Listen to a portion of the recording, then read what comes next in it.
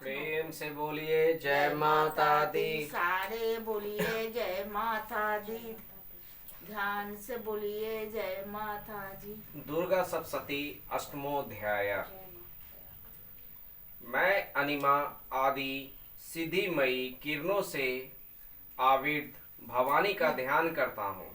उनके शरीर का रंग लाल है, नेत्रों में करुणा लहरा रही है तथा हाथों में पास, अंकुश, बाण और धनुष शोभा पाते हैं। ऋषि कहते हैं, चंड और मुंड नामक दैत्यों के मारे जाने तथा बहुत सी सेना का संहार हो जाने पर दैत्यों के राजा प्रतापी शुंभ के मन में बड़ा क्रोध हुआ और उसने दैत्यों की संपूर्ण सेना को युद्ध के लिए कूच करने की आज्ञा दी।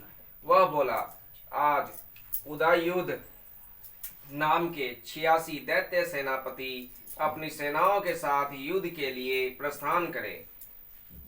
कंबू नाम वाले दैत्यों के 84 सेना नायक अपनी वाहिनी से घिरे हुए यात्रा करें।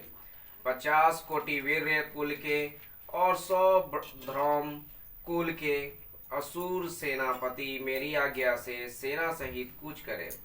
कालक, दौहार्द, मौर्य और काल के असुर भी युद्ध के लिए तैयार हो मेरी आज्ञा से तुरंत प्रस्थान करें।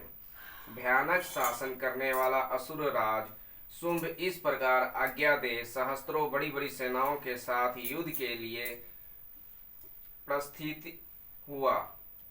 उसकी अत्यंत भयंकर सेना आती देख चंडिका ने अपने धनुष की टंकार से पृथ्वी और आकाश के बीच का भाग गुंजा दिया।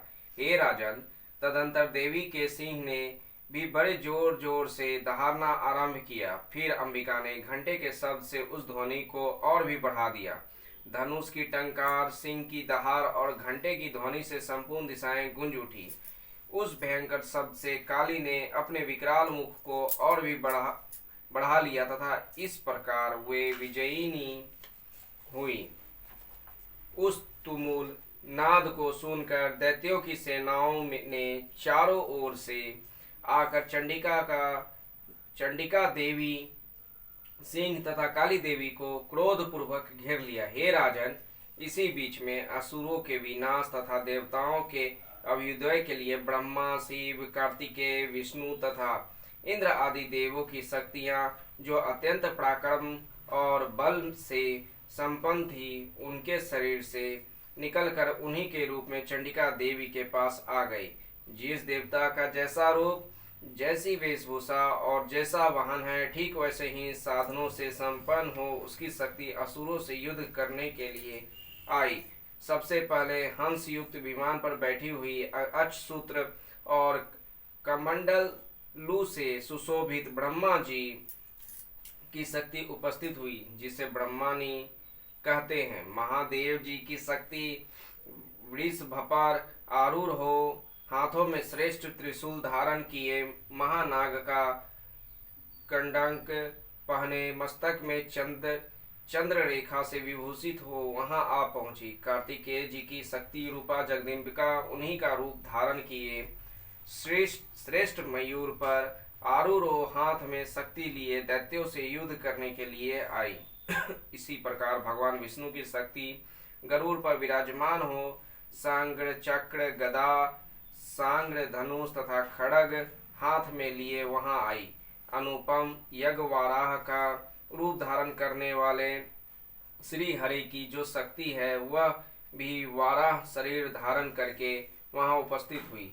नरसिंही शक्ति भी नृसिंही के समान शरीर धारण करके वहां आई। उसकी गर्दन के बालों के झटके से आकाश के तारे बिखरे पड़ते थे। इसी प्रकार इंद्र की शक्ति वज्र हाथ में लिए गजराज एरावत पर बैठकर आई। उसके भी सशस्त्र नेत्र थे। इंद्र का जैसा रूप है वैसा ही उसका भी था। तदंतर उन देवी शक्तियों से घिरे हुए महादेव जी ने चंडिका से कहा, मेरी प्रसन्नता के लिए तुम शीघ्र ही इन असुरों का संहार करो। तब देवी के शरीर से कितनों को अपनी थुथुन की मार से नष्ट किया, दारों के अग्रभाग से कितनों की छाती छेद डाली तथा कितनों ही दैत्य उसके चक्र की चोट से विदीर्ण होकर गिर पड़े।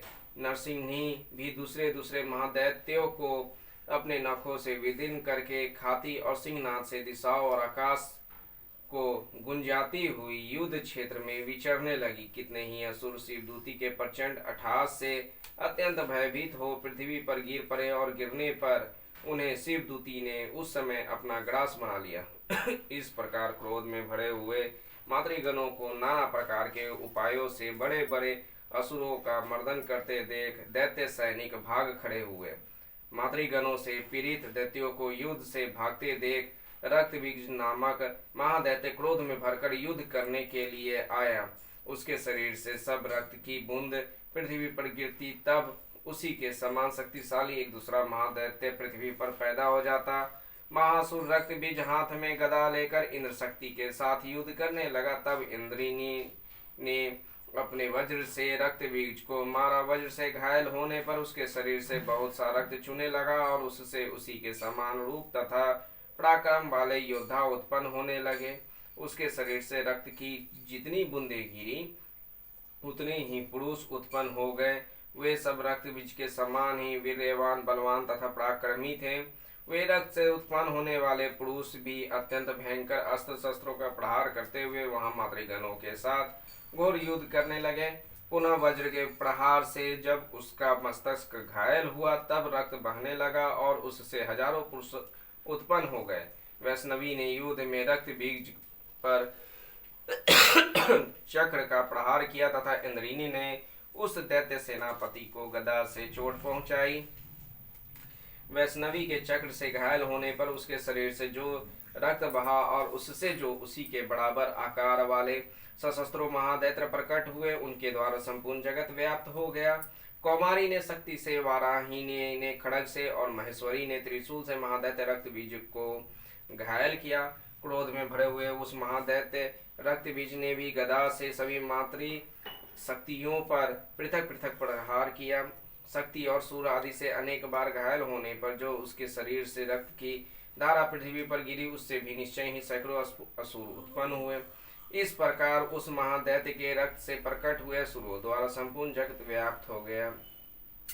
इससे उन देवताओं को बड़ा भय हुआ। देवताओं को उदास देख चंडिका ने काली से शीघ्रता पूर्वक कहा, हे चामुंडे, तुम अपना मुख और भी फैलाओ तथा मेरे शस्त्रपात से गिरने वाले रक्त बिंदुओं और उनसे उत्पन्न होने वाले महादैत्यों को तुम अपने इस उतावले मुख से खा जाओ।